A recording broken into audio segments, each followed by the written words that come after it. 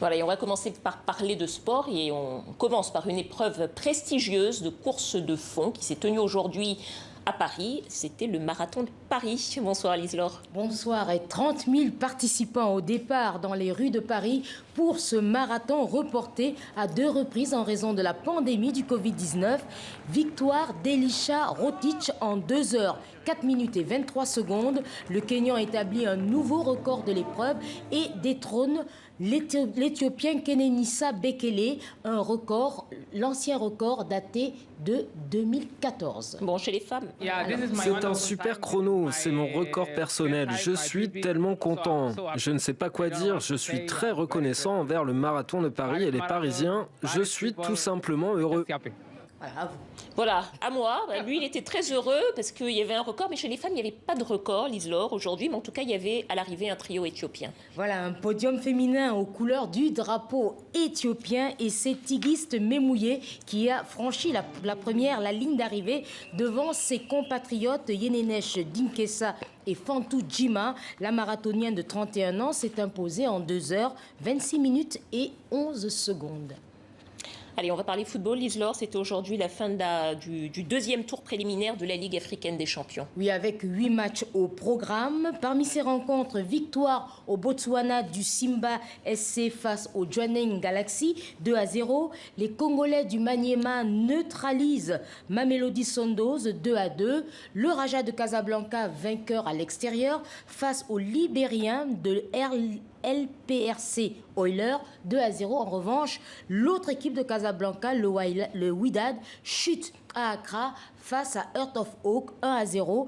La phase retour de ce deuxième tour préliminaire de la Ligue africaine des champions débutera le 22 octobre prochain. Bon, on reste en football, on reparle d'Edouard Mendy, vainqueur de la Ligue des champions, mais qui n'est pas dans la liste des 30 nominés pour le Ballon d'Or, et cette absence suscite beaucoup de commentaires. Oui, ça continue de susciter des commentaires. Edouard Mendy, auteur hier encore d'un match exceptionnel en Première Ligue face à Brentford. Le gardien de Chelsea a été l'un des principaux artisans de la victoire de son club qui l'a emporté par 1-0.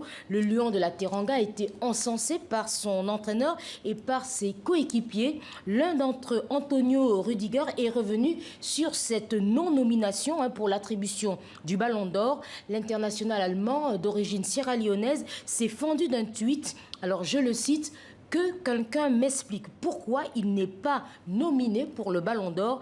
Quelle performance d'Edouard Mendy. Oui, en tout cas, il y a pas mal de personnalités du football qui s'étaient exprimées déjà sur cette absence, oui. Qu'il qualifie de bizarre d'Edouard Mendy de cette liste. Exactement, et parmi les entraîneurs, le Français Claude Leroy, il a qualifié cette non-nomination de honte. Également Sadio Mané, son coéquipier en équipe nationale, qui a dit que c'est tout simplement inacceptable. Mamadou Niang, présent il y a quelques jours à Marseille au match des héros organisé au profit de l'UNICEF et de la fondation Didier Drogba, lui aussi s'est indigné de cette absence sur la liste des 30 nominés. L'ancien Lion s'étonne de la non-nomination dans cette liste, en revanche, du champion d'Europe et gardien italien Donnarumma. On écoute Mamadou Niang. Je crois qu'on ne pourra pas écouter Mamadou Niang, Lise-Laure. On essaiera de le retrouver peut-être sur notre page internet. Merci beaucoup. Merci. Merci beaucoup Lise-Laure. À la semaine prochaine. Merci.